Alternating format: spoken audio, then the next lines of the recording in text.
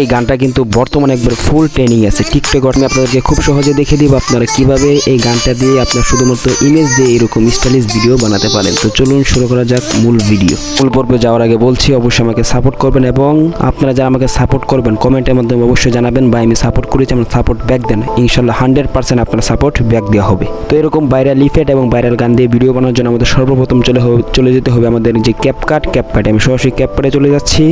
তারপর আমাদের এডিটের পাশে যে দ্বিতীয় নম্বর অপশনটি এটার উপর ক্লিক করতে হবে। আমি সরাসরি এটার উপর ক্লিক করে দিচ্ছি। অথবা আমাদেরকে যে কাজটি করতে হবে যেখানে সার্চ বার এখানে আমাদেরকে লিখতে হবে যে গানটি ভাইরাল হয়েছে অর্থাৎ বাবলো না বিয়ানি এটা লিখে দিতে হবে।